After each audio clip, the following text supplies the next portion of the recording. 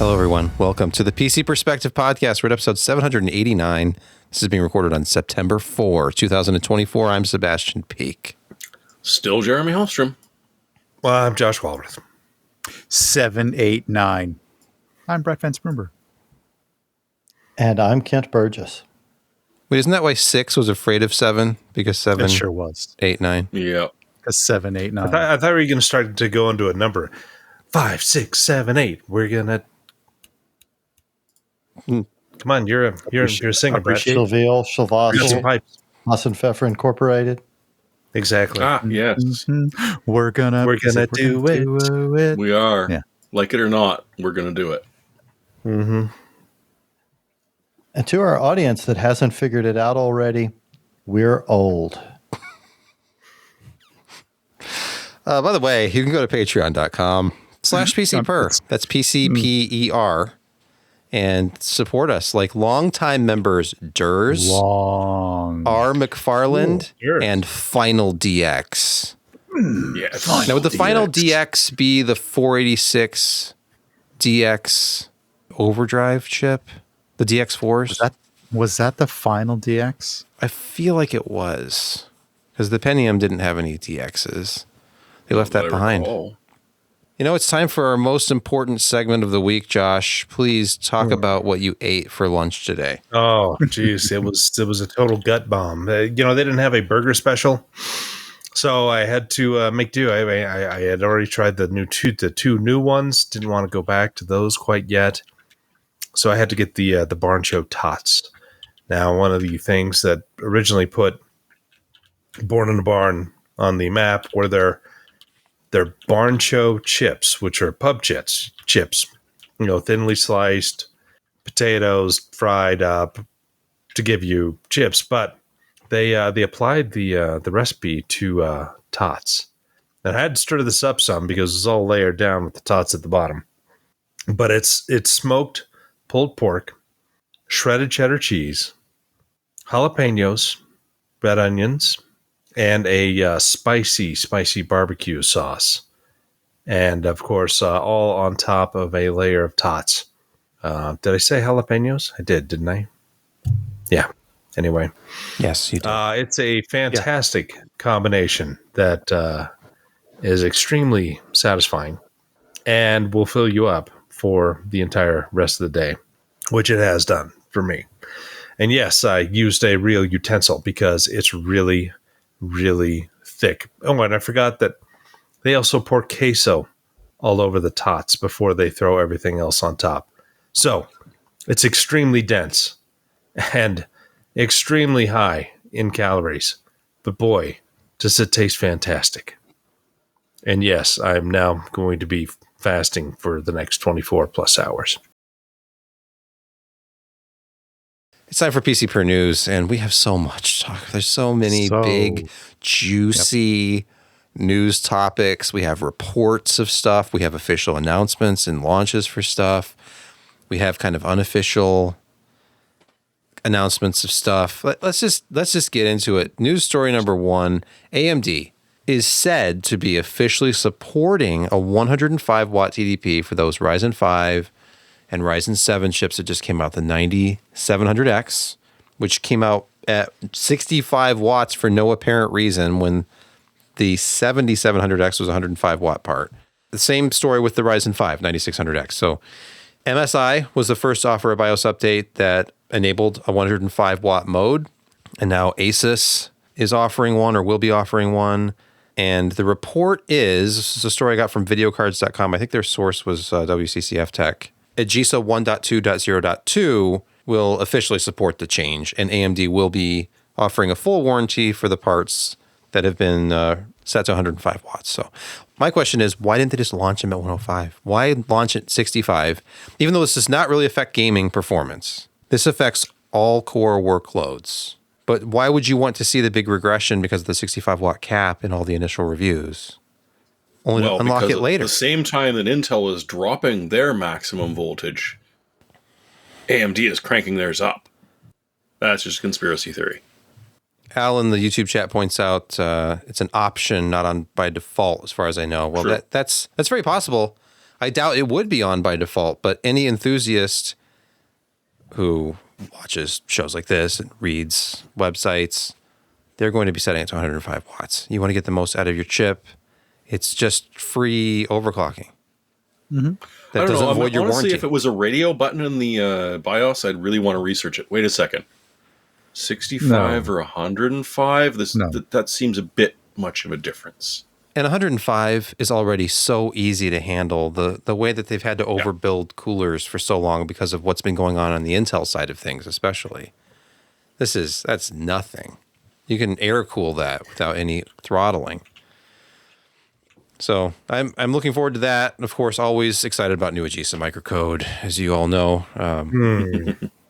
So memory integrity. How many of our audience knows about core isolation and memory integrity in Windows 11? It's very exciting. In Windows 11, it's enabled by default, or so we thought, because you may have heard about this. I don't remember the KB number off the top of my head, but there's a Windows update that is said to drastically improve performance with Ryzen processors. They fixed it. They fixed the scheduler. That's why the 9000 series was underwhelming. That and the low TDPs for two of the parts. But that's getting fixed. Windows Update fixes the rest of it, right? And then there's this video from Hardware Canucks called Unrealistic Expectations.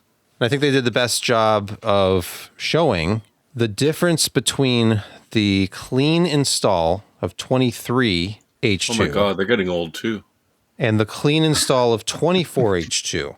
And they go through this whole checklist, talk about all the steps they take when they review a new CPU, all the stuff they have to double check and make sure. And so if you're curious about what their methodology is, just check the screen. But anyway, they go in and verify core isolation is enabled by default. Here's a clean install of 23H2. Fine. It's enabled. Memory integrity is enabled. And then the clean install of the preview of 24H2, it is disabled by default. And that makes a far bigger difference for performance than the update did. So the real reason, it turns out, that there were big performance gains post-update is because the people who didn't check were running without memory integrity, which was giving them a far bigger boost than the actual update did.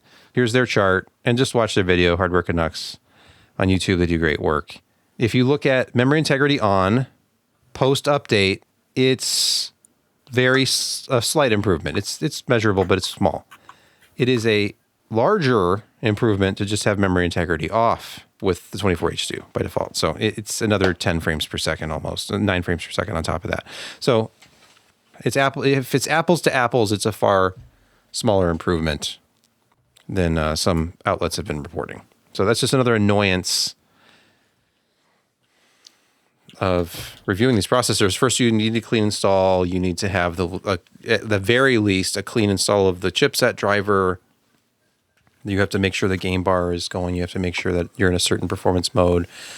At least the update fixes the problem with, not having to be in the administrator account, the built-in administrator account. Air makes a good point in IRC. Okay. Why does Microsoft hate SL so much?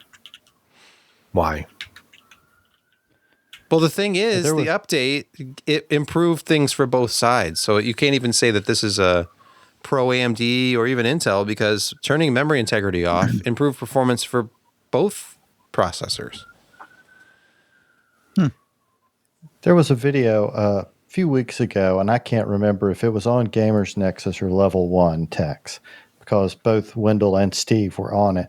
And it was basically talking about how Microsoft themselves is responsible for the decline and eventual destruction of Windows, because they can't seem to just give users a smooth, clean experience, which is what everybody wants. It's the user's fault because they're not accepting the smooth, clean experience Windows is forcing upon you because of the spoken like a true rapist.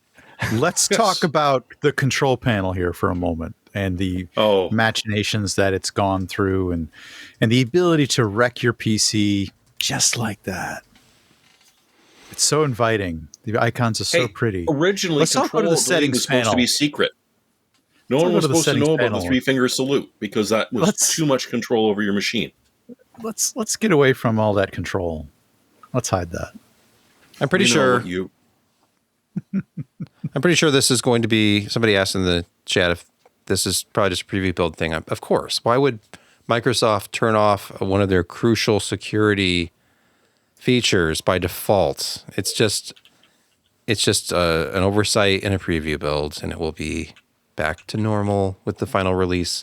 This is another reason why I was not interested at all in testing with a preview build. I'd rather have whatever the current release is. When you go to download a fresh ISO from Microsoft, right now it's 23H2.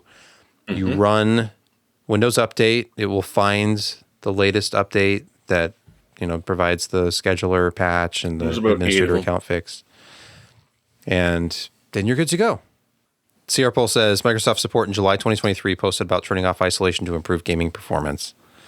And that's, hey, as long as everybody tests memory integrity off, then fine. The problem is, by default, it's on. Almost every benchmark result out there is going to be on. And then the people who grab the preview of 24H2 to get around this Ryzen scheduler admin account issue were getting artificial performance boost from the fact that it was off compared to their memory integrity on results. That, if I haven't overstated that enough yet. Well, you forgot the game bar and the 12 other check. Whenever you have like a honey-do list of you've got to do before you can even benchmark one game, it's the complication is just not worth it to me, especially with test beds. If you can't even do a CPU swap without having to do a clean install, or hope and pray that everything will be fine by just cleaning, like running the AMD driver cleanup utility and reinstalling the chipset driver and hoping. It's a waste of time because then you'll end up. You're describing less than 1% of the PC using and creating public. No, I seamlessly transitioned from the PC using community to the benchmarking community. If you can't have, as a reviewer, if you cannot have an AMD test bed, a dedicated AMD test bed for a single generation, think about the old days when Anand he was always on, I want the manufacturer's board. He would have the Intel brand motherboard for a generation. So a Haswell board from Intel and all the Haswell chips got tested on the same board with the same memory at the same timings, the same storage drive, all that stuff. So there was a control element there. And now, and literally his concern that he voiced to Intel was, what's the mean time between failure for a socket? Because I open and close this socket 1,000 times a generation. And they said, oh, it's only good for, so many times. So now it goes from that to, sorry, you need to clean install when you take out one CPU and put in another CPU from the same generation. Yeah, and look what happened to Anand. Sorry, your threadripper benchmarks are wrong because you didn't tighten the hammer, the wrench that's true. Properly. What if my AM5 issues with that one board are just because I opened and closed it too many times? As I did, I have reseated processors and replaced them hundreds of times on that board. Do you have one of those shims with it? No, he's a sham. The only shim I have is for socket A, Thunderbird. No, you had a different. You didn't have any of the Intel ones? I thought you did that test with the Intel one, and you got. Oh no, that's the mounting bracket. Yeah, that one. Yeah, for even. I don't have. No, I should get an AMD mounting bracket. You're right. I forgot they even made those. You should. Just stop using the retention mechanism that ships with the board. I felt like everything you were describing was, past the 10, 12, 15-step program that Hardware Canucks threw up there. It was all in the very last one where it just said, et cetera. I felt like maybe that's where a lot of concerns if you're were. going to post your whole methodology, maybe that's secret sauce. Like it's the stuff they can't reveal. Clearly. It's so much hidden. It's the X-shaped pattern they put the thermal paste on with, or that's it's the fact that, to me, a big part of benchmarking is actually not only the cooler and using the same kind of thermal paste, or at least the same type of application, but it's fan profiles. Make sure if you're running 100% fan to eliminate bottlenecks on one board, do it with the other board. Because what if that 3% difference was because the CPU started throttling because the fan curve wasn't aggressive enough. Yep, and you weren't there with your cool air. What if you were running CL30 memory on one board and then forgot we're running CL32 on another board? How dare you? You never know. You're talking about 1%, 2%, 3%. It's all just margin of error. Speaking of Windows updates, 23H2, AMD Ryzen processor branch prediction optimization. I believe this is what I was awkwardly referring to as scheduler optimization or something. Exactly. Okay. Yes. So, hey, last week, I think Brett had posited that perhaps one of the improvements to performance was branch prediction related, possibly in conjunction with something about Spectre mitigation being turned off or something. And of course, it ended up being memory integrity being disabled in 24H2. Now in 23H2, here's the KB504 1587. That's the one I just installed a couple of days ago on this Windows 11 23H2 box behind me. So that's the one. Look for that update. Make sure you install it if you're on anything AMD from Zen 3 onward. That's our PSA. Ching. Yes. Right. Free performance. So all of you running the 5800 X3D, do it. Yes. Yeah. Do it. Keep running it. PSA, if you're on a 5800 X3D, don't upgrade. Don't upgrade to a 7000 series. Don't upgrade to a 9000 series processor. You are just fine. That is the official PC Perspective stance on this. Enough about AMD. What about Intel? Now, we're not going to talk about an emergency, board meeting and possibly spinning off the fab just yet, but we are going to talk about the excitement of a new processor launch. And we know about Lunar Lake. It's landing with the Core Ultra 200V series processors, which are launching, I think it was yesterday that this announcement went out. Intel wants to show everyone that x86 is best 86. I love this salty battery life myth busted slide from their presentation. Look at this, the Core Ultra, 20 hours of battery life compared to the Qualcomm X1E 80-100 at 18.4 hours. I know. So yeah, they're taking some shots at Qualcomm with this new launch. And I believe it's because of somebody was on Twitter earlier talking about it was Hardware Canucks actually on Twitter talking about putting this into perspective, because if you're looking at comparisons and kind of puzzling over some of the numbers, it's because they're only looking at 30 watts and under for the Intel comparisons. And of course, some of those Qualcomm parts are higher than 30 watts. How dare they take our jobs and offer perspective? Exactly. Look at this. Well, I mean, look at this you know, it's complicated slide. It's a lot here. It's a bad slide. I call this complicated LNL architectural details slide. It's the file name. Missed good name for overly. it. They got rid of SMT, man, even for the P cores. I know. Gone. Yeah. Josh, I was going to ask you about dispatch ports and also the FP and SIMD vector throughput. Can you elaborate on these elements? In the news post, I said, I'll leave it to Josh to talk about the 26 dispatch ports and the FP and SIMD vectors. But we can all get behind double the E-cores with double the shared L2 cache. I mean, it's double the E-cores.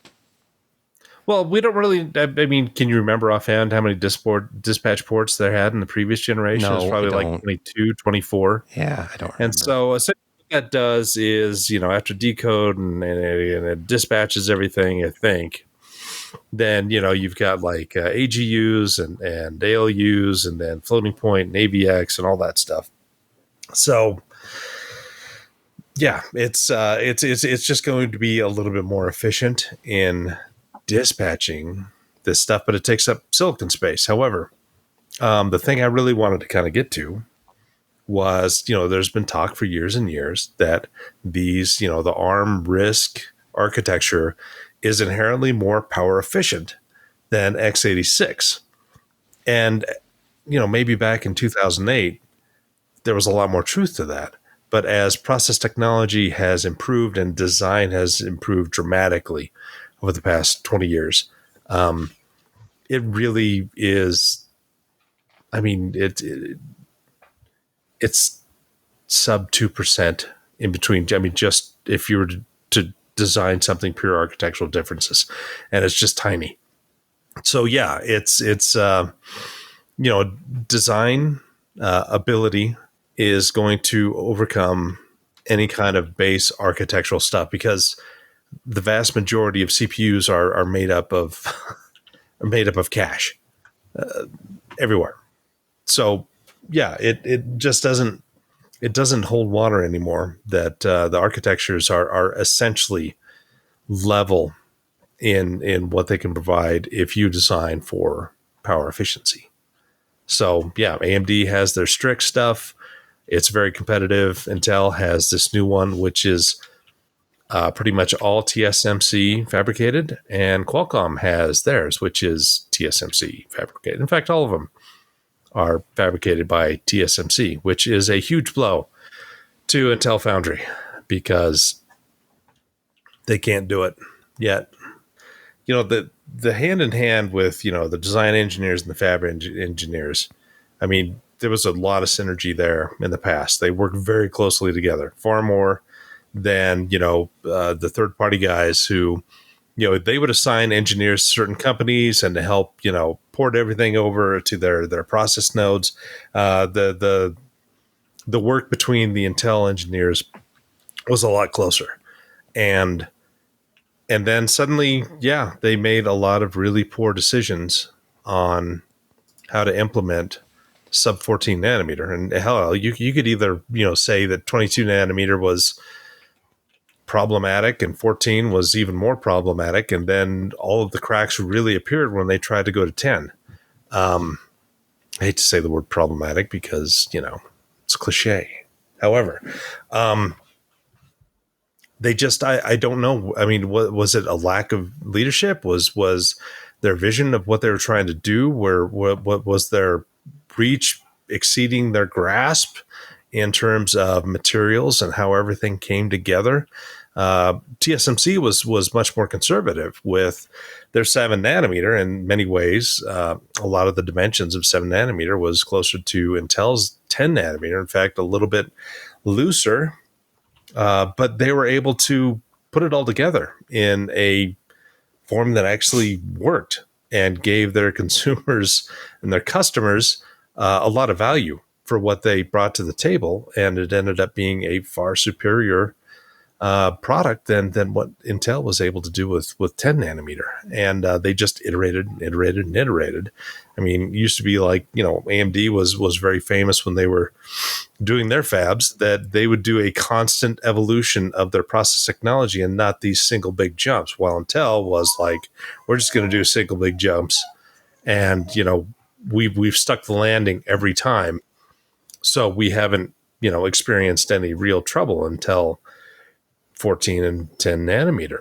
Then they had lots of troubles. Like how Intel's just jumping to 18A. Like this is the solution. We can't do 7 and we can't do 3.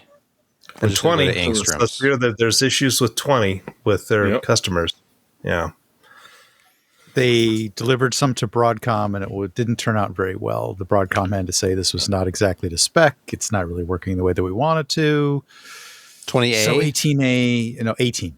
Yeah. Oh, 18. Okay. Yep. It's not really working the way that it took a huge leap of faith, and yeah. But Intel's saying it's up and running. We're going to fix it. It's going to be great. They've been saying that about every not process tech that's been delayed for 5 years for a long time. It feels problematic, if I could coin a phrase. One thing they should go back to adding pluses to 7. Well, now that they're working with TSMC to competently produce products at scale, they can do exciting things like double the performance of the integrated graphics. Xe2 in Lunar Lake, they're calling it world's best built-in GPU. It apparently has up to double the performance. I'd love to test one of these out. Okay, this is really, honest to God, their first really exciting CPU in a while, because all their other stuff, 11, 12, 13, 14, they're all iterations. They all got hotter. They all pulled more power, and they didn't really offer a whole lot. This is a total reimagining of what they're trying to do efficiency, IPC, tightly integrated, and just performs across a wide variety of applications in a really good way. And the Xe2 stuff looks really good. And, not just because Ryan was part of the whole Intel Arc thing, but when Raja got there, he did a lot of unsung positive things. Namely, at one time, there was something like 22 different graphic SKUs across a single generation of CPUs that the software team had to support. And some of these SKUs had wildly different specifications in terms of DirectX and Vulkan capabilities. And it was a mess. The guy got in there, got everybody on the same page. The first thing, Arc, the Alchemist, wasn't great, but it was okay. But it got everybody together. Xe2 sounds like it solves a lot of issues with the architecture, and they're implementing that on all of their CPUs. And not only that, but the software guys are like, we don't have to support 22 different individual architectures with a single software stack.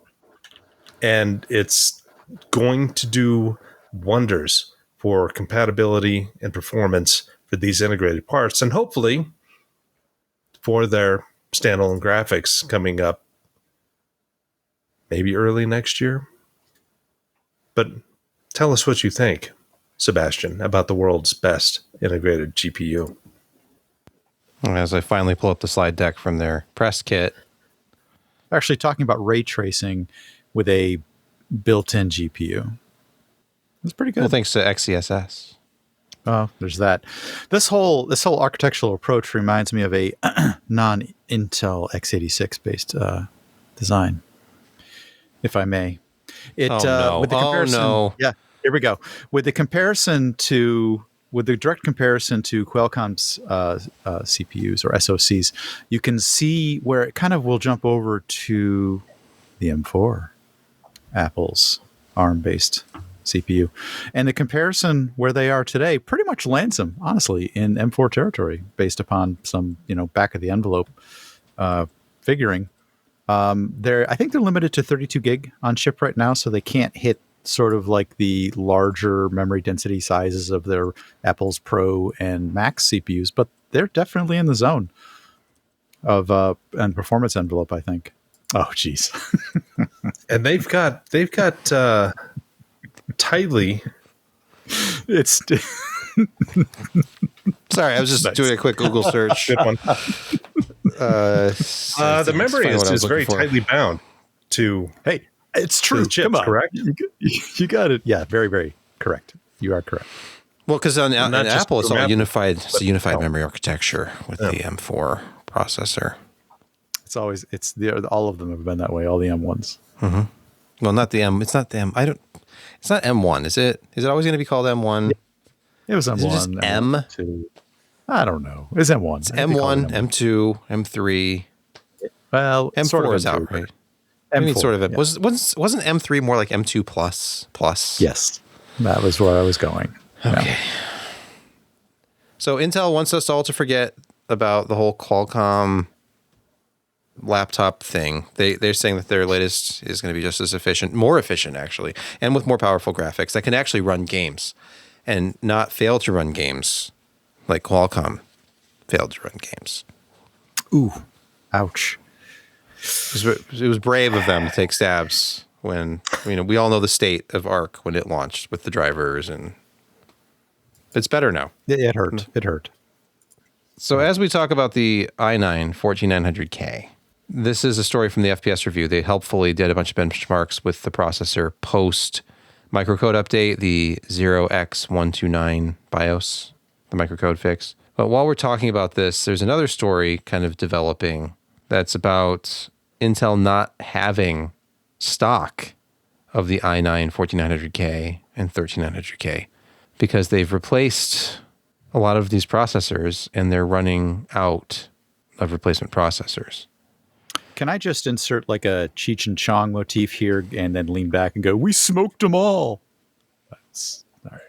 I wonder if they're actually having to validate there's got to be an internal test. You're like, all right, just run this code right here. At this open point, up UE5, up. render this. If it crashes, you know it's bad.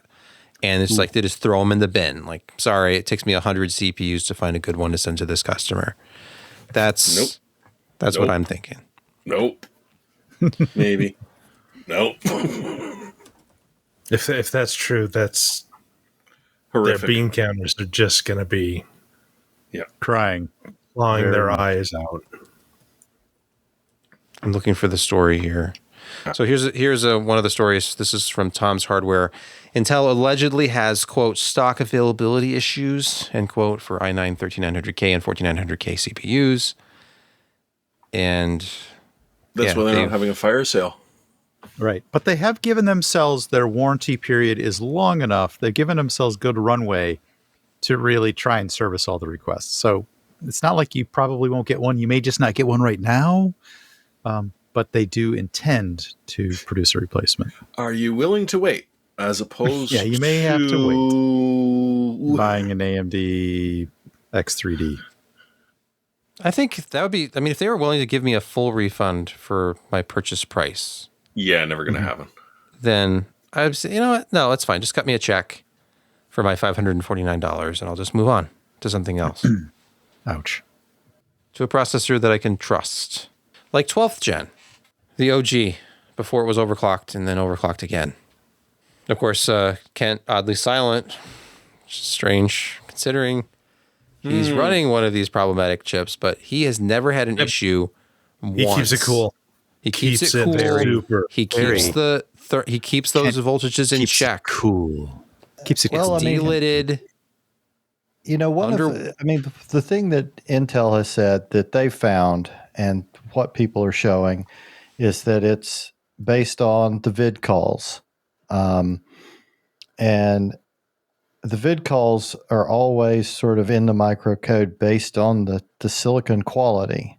The lower the silicon quality, the higher the vid calls it's putting out for voltage. And, you know, if you've not set manual controls for voltage in your motherboard, then it's going to pull that much. If you've got good silicon, it doesn't seem to be an issue. Like I said, on my 13900KS, overclocked at 6.1 3 cores and 5.8 all cores. The vid is only 1.47, but it never pulls that much because I've got the voltage manually controlled. Okay, so that's the key. That's the key. And at all core, it pulls 1.28 at full load, and at low load, it with lower core utilization, it's 1.41. Manual control. I think one of the things about the microcode update that we alluded to earlier was that it limited calls to 1.55 or less. Because we talked about this before. The calls were over 1.6, sometimes even approaching 1.7 on the calls. And which, of course, could not always be given. You can ask for anything you want. It's just, well, here's 1.6. And that's still too much. It's way too much. I wonder how many amps are behind that as well, because they could very well start welding. All right, moving on to another Microsoft story. You know, Microsoft, as mentioned earlier on this podcast, they are doing what they can to destroy Windows. And the latest is that Microsoft Recall, which is going to install itself, it's not reversible. You can't uninstall it. Just get used to it. In a preview version, they accidentally included it under the optional Windows features turn on or off.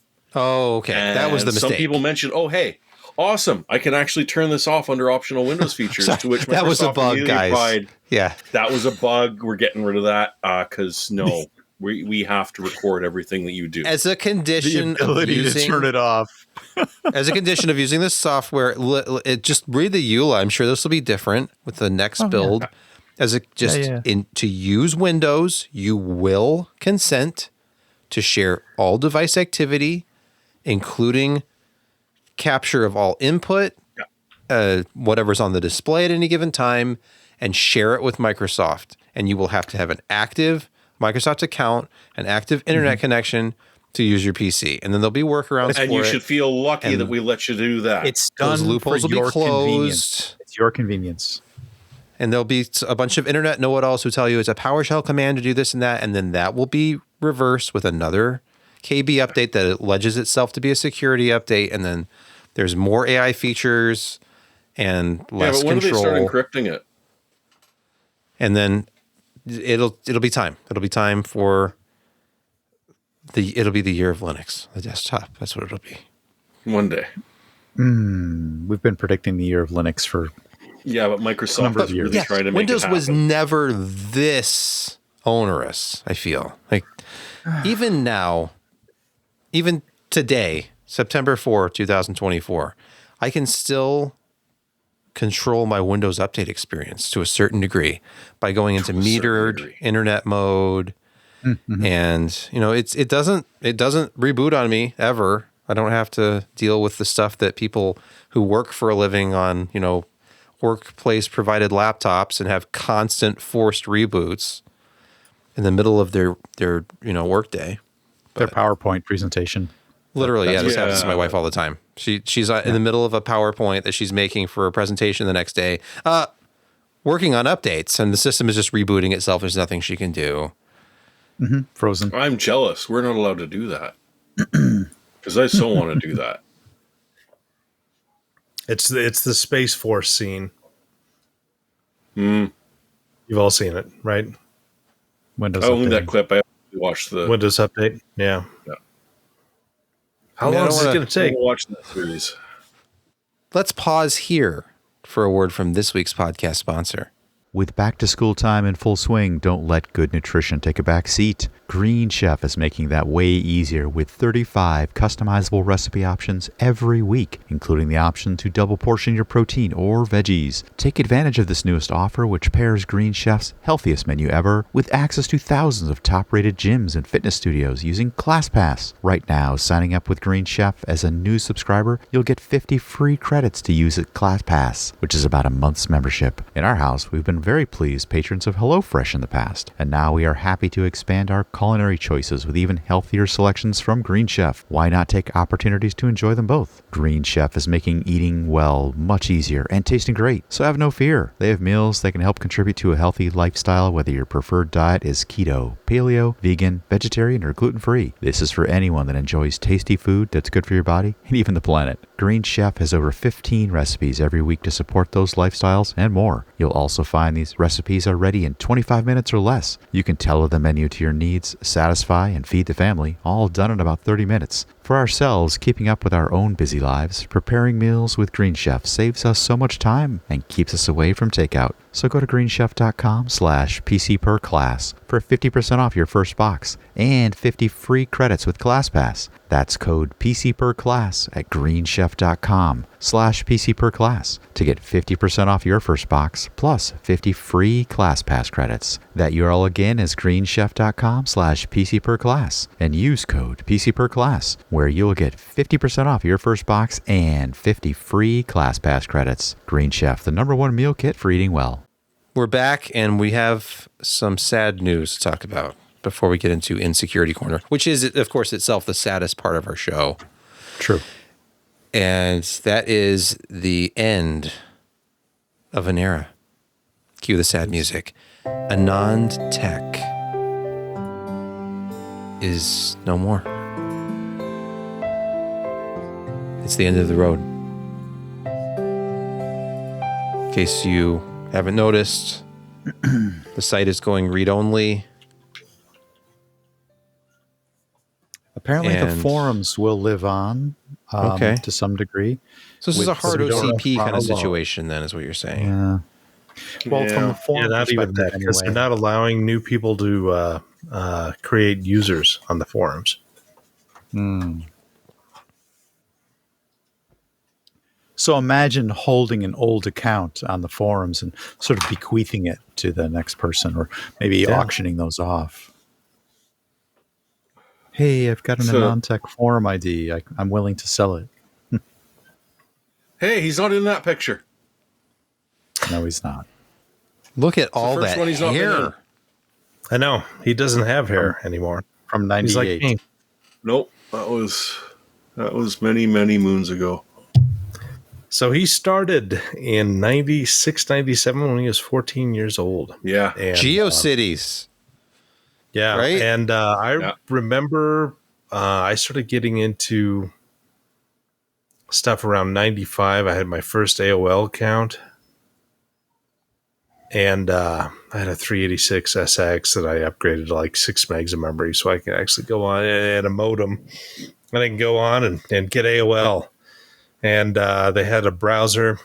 And I was curious about 3D hardware because PC World was always talking about the Matrix Millennium. It had 3D acceleration. I thought that sounded really cool. And Anand was one of the first guys that I started, reading. It's like, here's this young guy, and I would email him now and then. And it's like, dude, you need to actually get some sleep because he would go to school all day, and then he would test until like 2:00 in the morning, and then he'd get a couple hours of sleep, and then start it all over. And he was just exhausted all the time, but he just had the drive, and became a leading figure in our industry. And, kudos to him. He stepped out when it was good for him and went off to Apple and made some good money. And I mean, he made really good money in the early days, in the early 90s. And then he sold it off for a good chunk of change. And I think you could talk to Ryan Shroud, who is pictured there. He around the time they were both building their first houses.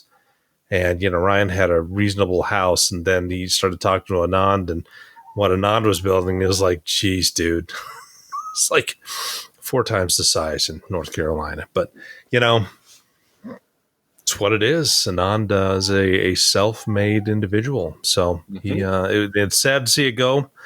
I guess we kind of, in ways saw a little bit of the writing on the wall just because the amount of people they started kind of letting go and then freelance and not paying their editors. And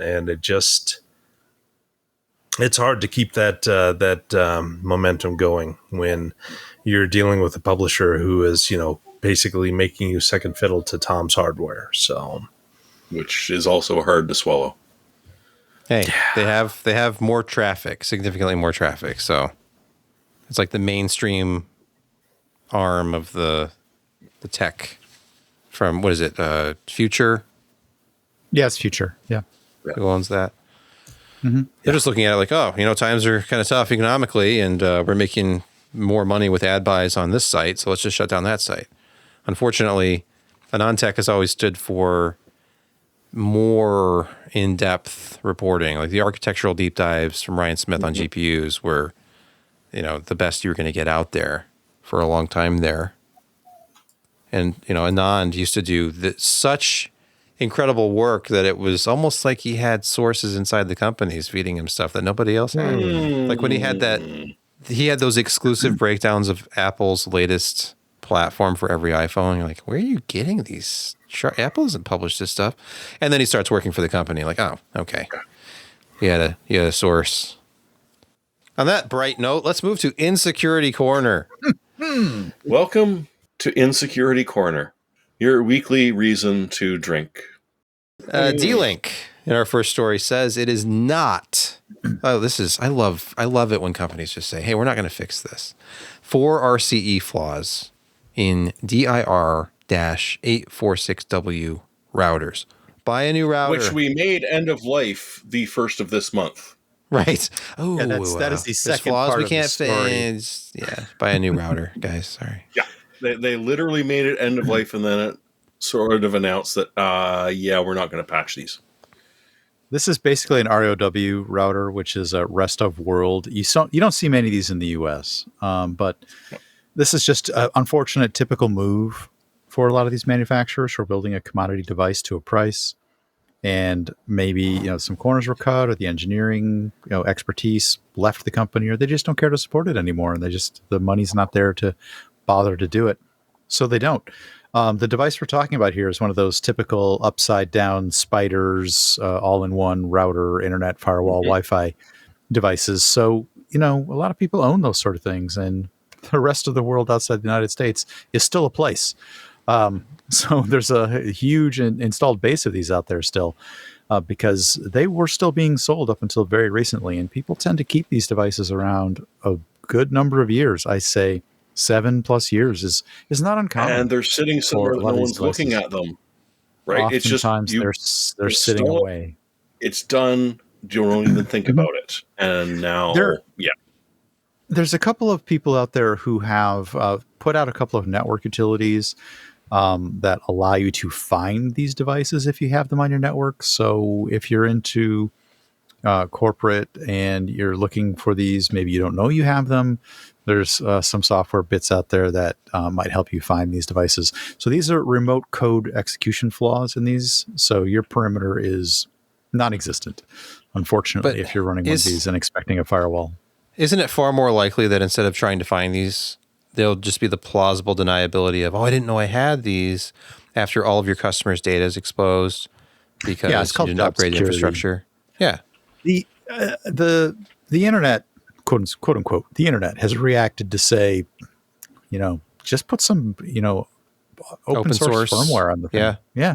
Tomato or just DDWRT or it's a reasonable piece of hardware that has memory, general purpose CPU, radios, open source firmware, WRT or whatever has targeted it and said, run this instead. So, by the way, in case you didn't know what a router was, Brett has just explained to you that it is a simple hardware platform with a processor and memory and some radios, a switch sitting in there. Yeah, exactly. It's got some Ethernet. It's got some Wi-Fi. It's just a little computer. It is a very low performance computer. But as we mentioned, D-Link doesn't have to support it because as of 3 days ago, 4 days ago, they EOL'd it. Completely unrelated, of course. They're just like, by the way, these old products, as a general policy, when they reach EOL, they can no longer be supported, and all firmware development for these products cease. Crazy coincidence, this. That's what this says. Yes. Yeah. So that's why they're not going to patch these vulnerabilities they knew about already. Yeah. Oh, well. It's just enough people caught on that they had to admit it and then bail on it. Oopsie. All right. Let's talk about PyPy. PyPy revival hijack attack. Both horrible and incredibly embarrassing, writes Jeremy Hellstrom.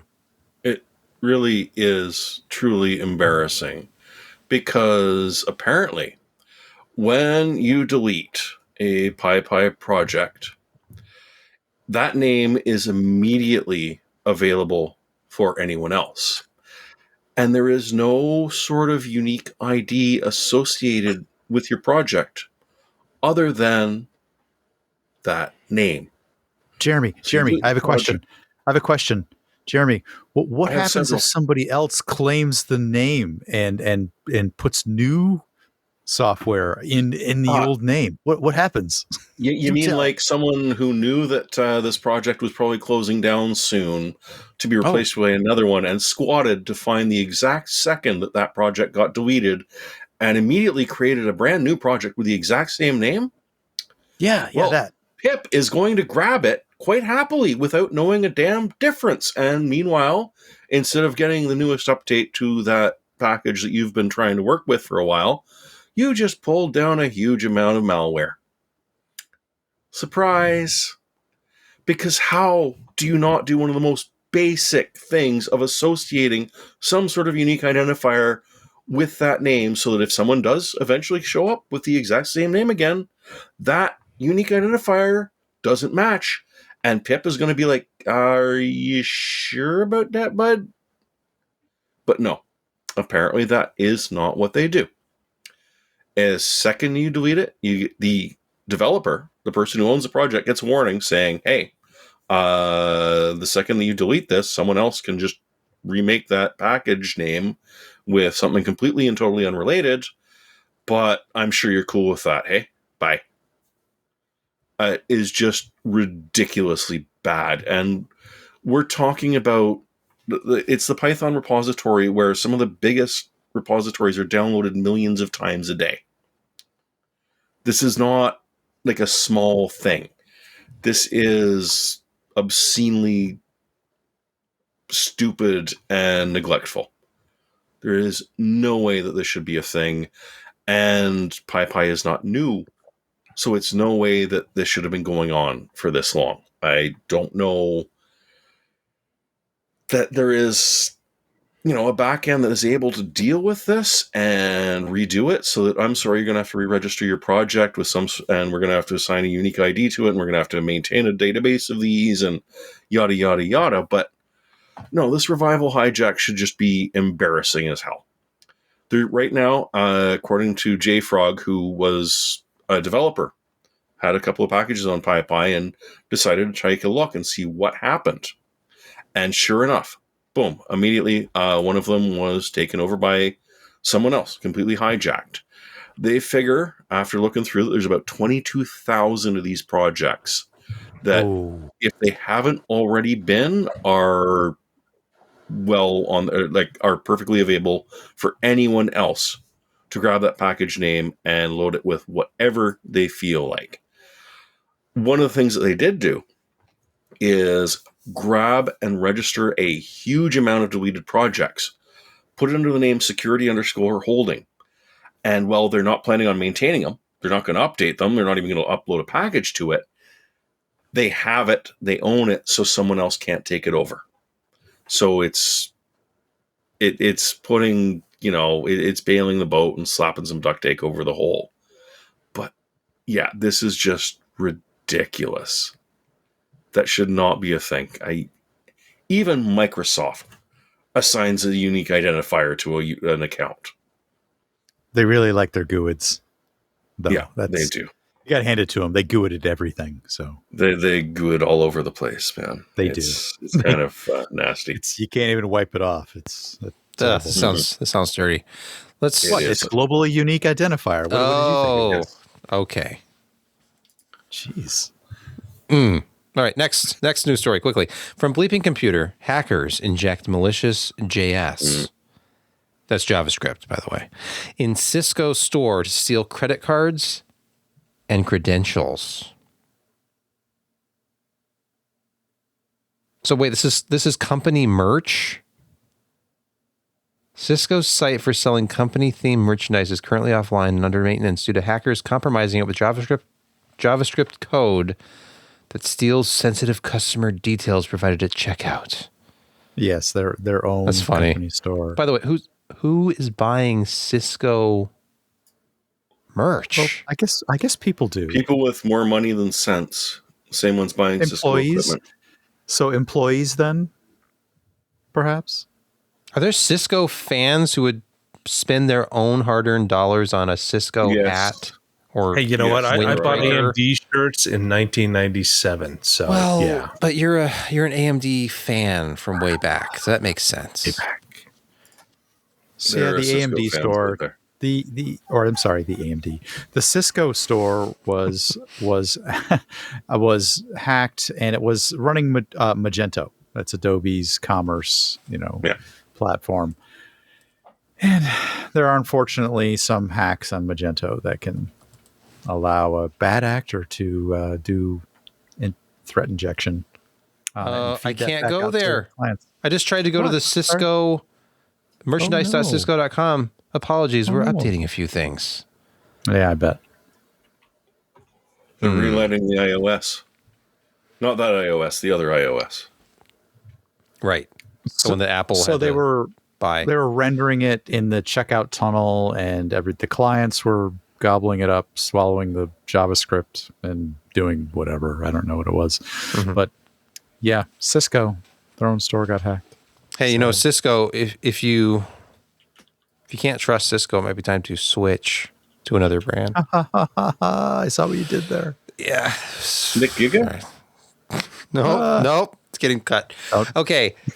Finally, from the Register, proof of concept code released for zero-click critical IPv6 Windows hole. Now, we've talked about IPv6 on this program before. We did. We talked about this is a problem. There's a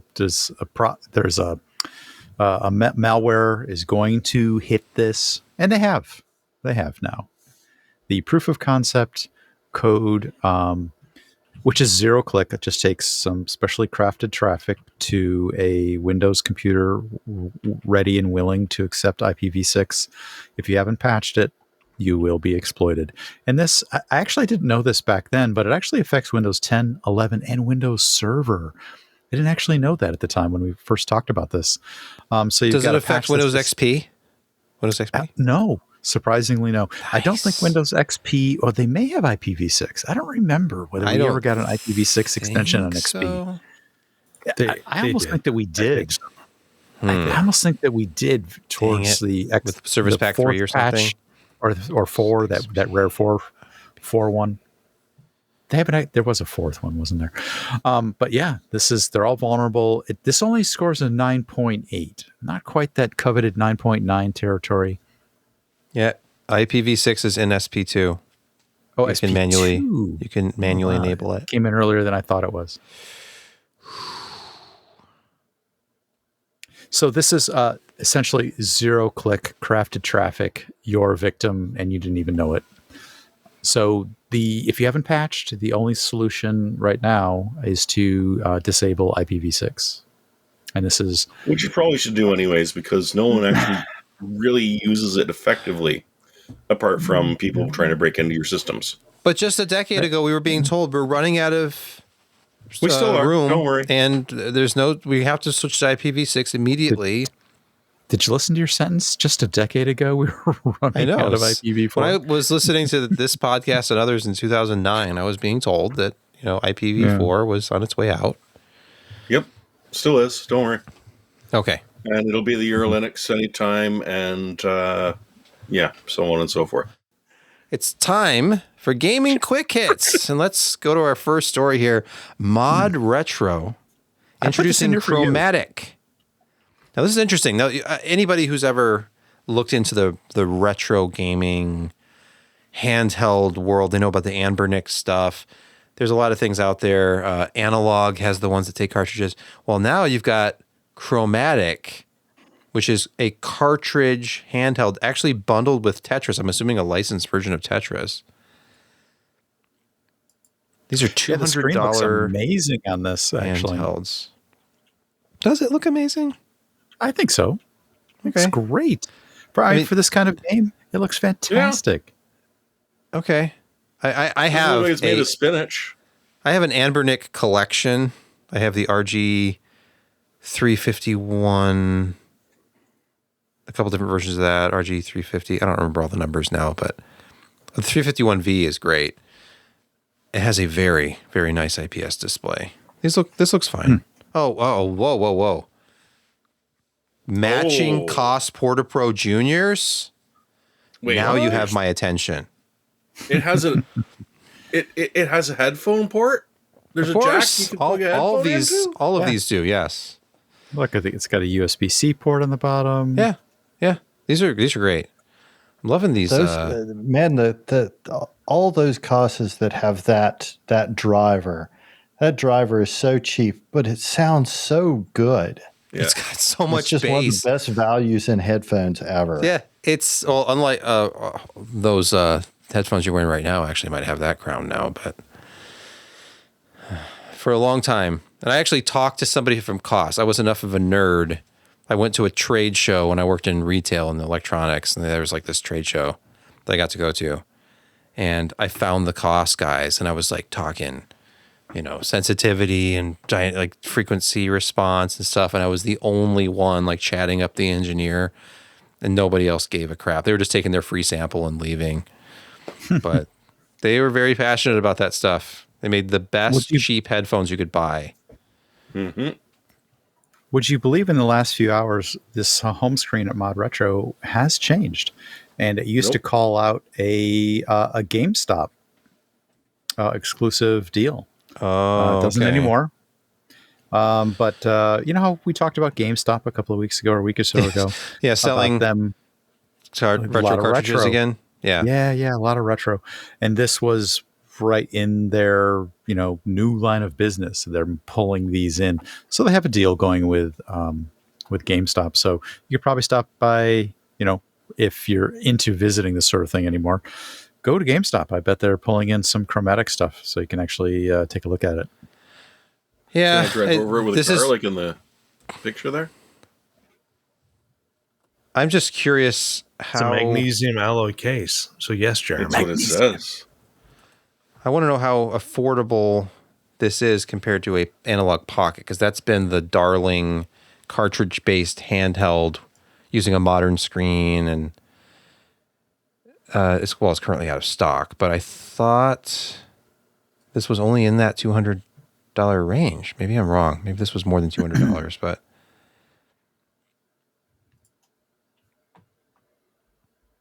honestly, just get a 351V, and if you can live with yourself for playing, ROMs, then just get the 351V. Let me pull that up. 350. I thought it was my pick of the week way back when I first got it, because the V is the vertical, the RG351V. It looks like an original Game Boy. Here it is in gray. Mm-hmm. And it's $80. It has a beautiful screen. The controls are clicky and responsive. It has decent battery life. Actually, standby life on this one is especially good. I'll not touch it for long periods of time and it'll still fire up the next time I go to turn it on. And it's just, it's more power than you would possibly need for any of the early consoles. It can emulate all the way up through PlayStation 1, as most of these Anbernic systems can. They struggle with N64, but up to Super Nintendo, Genesis, some PlayStation games, everything below.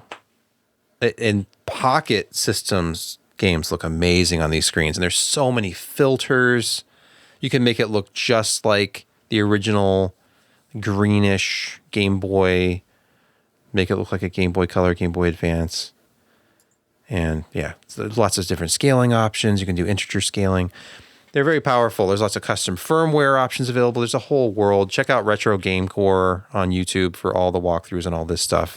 He has a wonderful channel.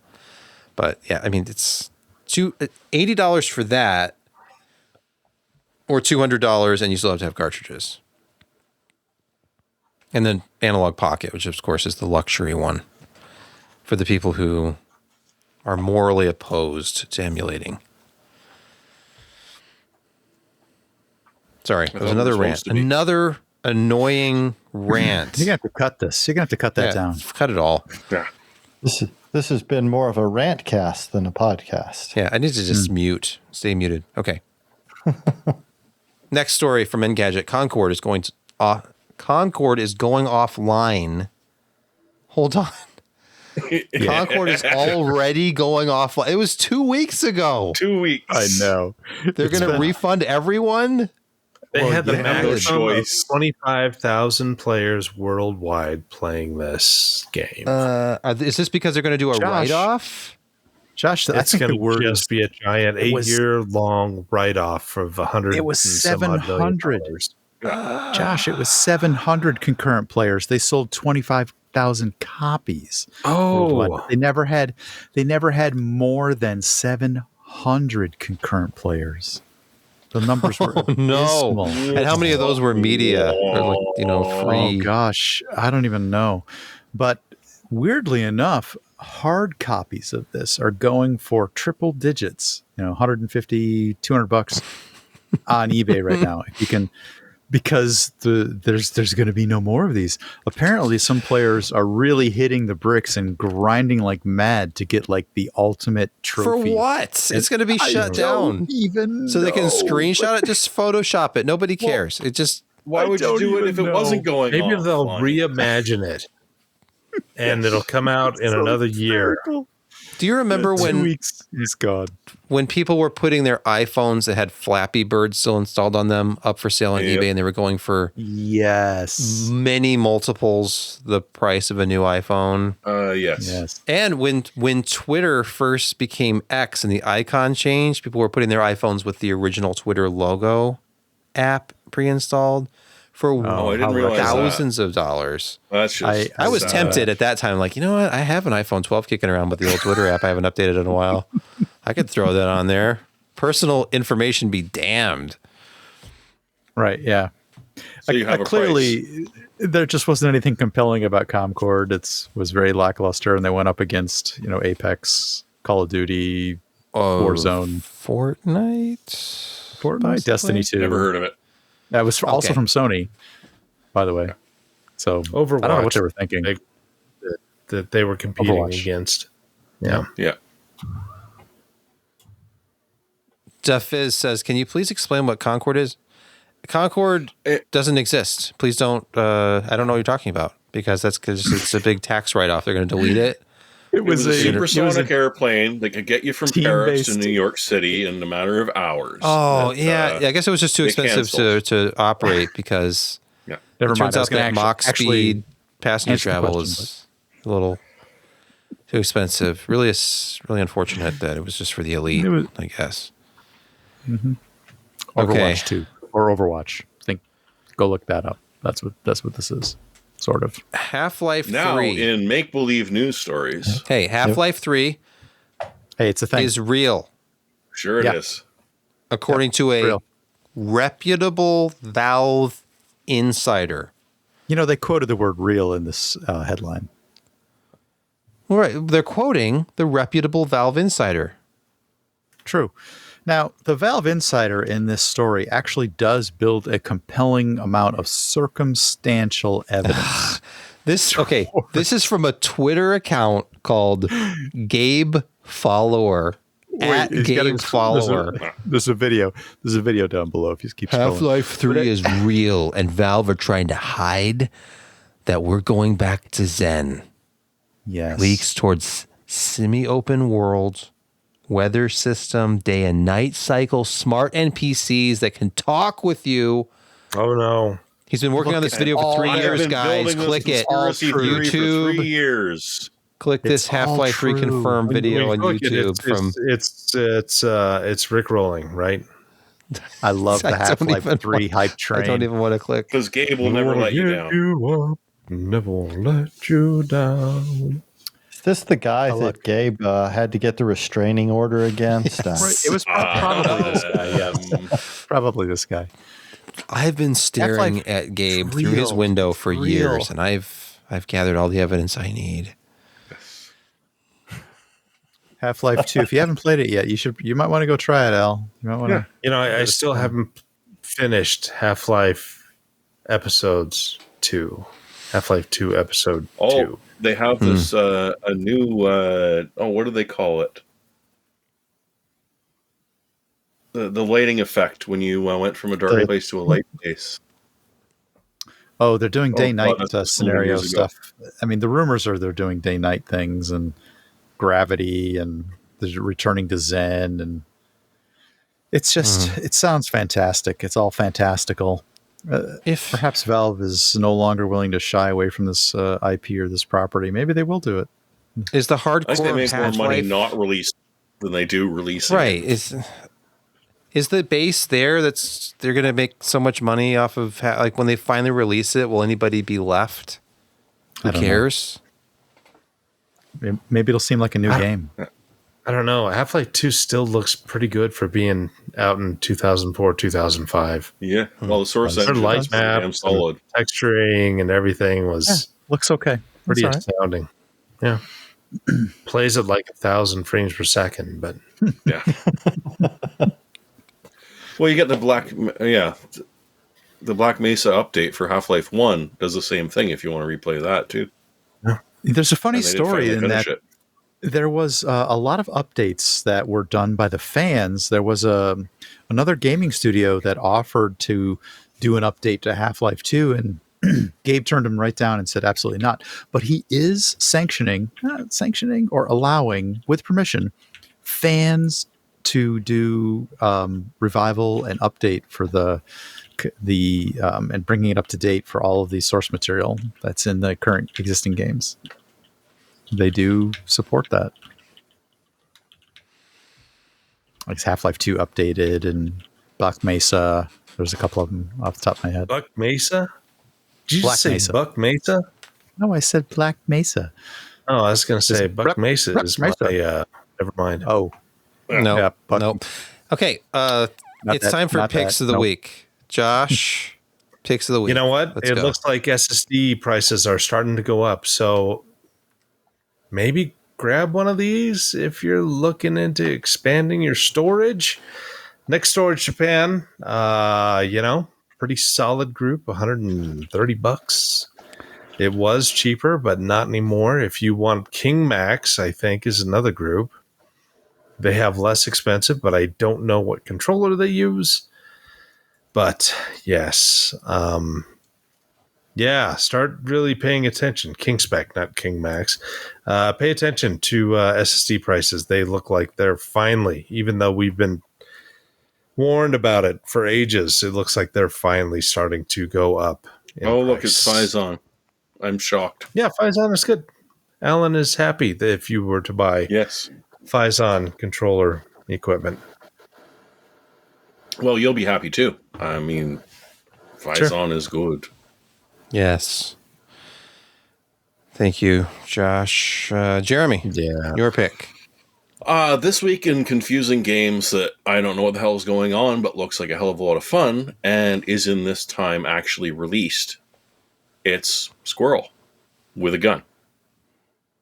It's about a squirrel with a gun, or well, many guns, because you take them from people and use them to shoot other people and to apparently do rocket jumps and other very bizarre physics-related things. It makes absolutely no sense. It looks like fun, and it's currently on sale. In that it just released, at the end of the month. It's developed by DD Creations, LLC. I really have no idea, but I'm going to be playing it after this. It says there's this live broadcasts of the developer playing it. It looks like just a live feed of a yard where they've set out a bunch of food to attract the squirrels. Yeah, Okay. that might be the game. With some sidebar ads and a QR code. And a loaded sniper rifle. Yeah. It looks... Totally responsible. Yeah, Absolutely there's the responsible. Oh, it's the squirrel live cam. Yes. Okay. So they have a gun in their yard and a bunch of squirrels are eating several guns actually. food. Yes. I bet the squirrels are happy. All right. Squirrel, meat, gun. How much is this game? Is it more than free? $18. Yeah. I'm sure it will be worth it. Okay. All right. Thank you, Jeremy. That one was very on brand. Brett. your Speaking pick of this on week. brand, I've brought. Wait, is it something from Woot? Don't say it. Oh. No, you're close though. Speaking of on no, brand, the other one. All right, I've everybody, brought- get out your PCPer podcast bingo cards because Brett is about to talk about Timu. Micro no. Center. Indeed. So the 7600 X3D debuts, and you can pick one up for a reasonably good deal. I believe it's $299 at your local Micro Center. And if you don't live near one, well, you're just not living in the right place, I guess. So Time for head a over road to your trip. local Micro Center. Head over to your local Micro Center and pick up the 7600 X3D, a 6-core, 12-thread, maybe the next king of gaming CPUs. You know, I don't know. Who knows? Who knows? Who knows? It might be. I mean, you know, the last X3D CPUs have had a very good run, and Micro Center will throw in some memory and a board and put a whole package together for you. I don't know what the package pricing is right now, but I know they do that sort of thing. But the raw CPU is $299. It's a heck of a deal. Just drive over to Micro Center and pick it up. You probably want one anyway. What, a Micro Center? Yeah, if you don't have a Micro Center, you probably want one of those nearby. Yeah, you probably want. Well, you probably It's want like- one of those. If you've never been to a Micro Center, Americans. it's like walking They're into Micro Newegg. It is. All of It a is a lot sudden- like, except bigger. Everything that you see online is on shelves. It's bizarre. It's Yeah. I'm not It's used like, to seeing this stuff in person. There's water cooling stuff from EK on the shelf. You know, that kind of thing. My wife was suggesting that we take a vacation recently, but I got in trouble when I said we should drive to Charlotte to see the Micro Center. No, you were right. Why? You're right. Why? Why did you get in trouble for that? She was like, "Oh, honey, I support you 100%. I would love to spend our valuable time off together watching you shop for more crap for your water-cooled Intel system." Or did you get your merds mixed and say we should drive to Micro Center to see the newest Charlotte?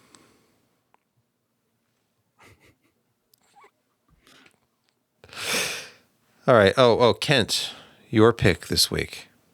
My pick. So, if you have never watched it, the first season of the show True Detective from HBO was a masterpiece of television with our favorite actor, Matthew McConaughey. All right. Exactly.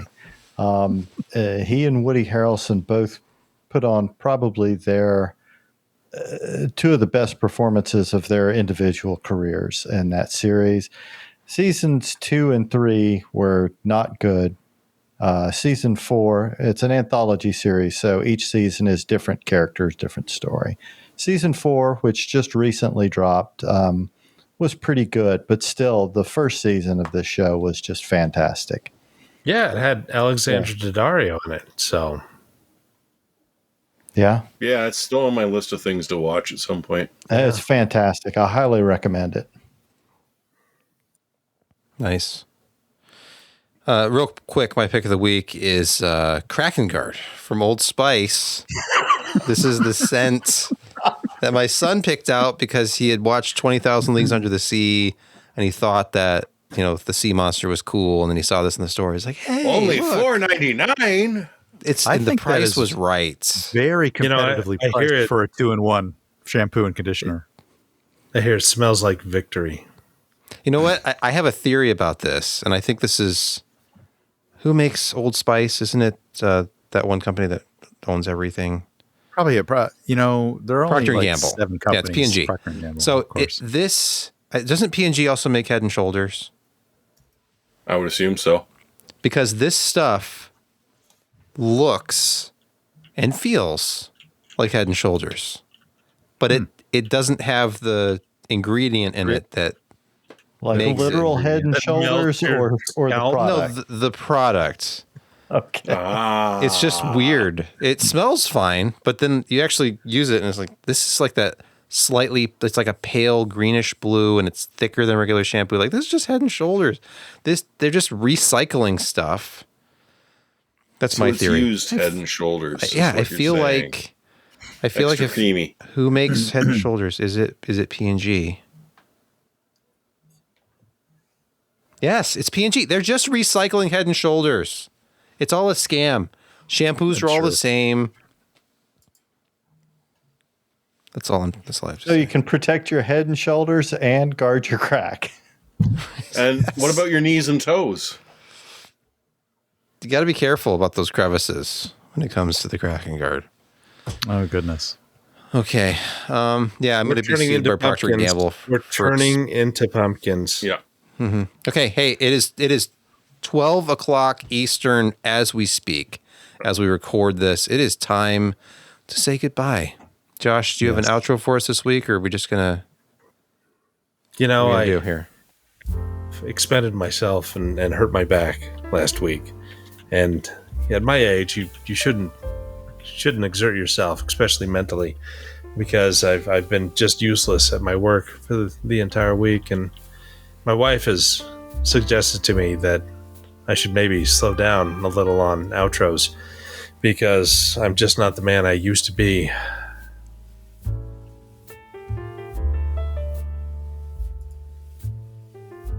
He's got the best pause. The man he used that hurts. So Josh, are you saying there's a little bit of a performance issue and with your outro, if you know what I mean? Have you tried Kraken Guard? Have you tried Kraken Guard? Maybe you should try it. Have you tried the lubricating properties of Procter & Gamble's Old Spice Kraken Guard? In addition to cleaning your body and hair, it can also You Melts can your mind. lubricate those special. YouTube chat is using places. the safe word. YouTube chat is using the safe word. Good night, everyone.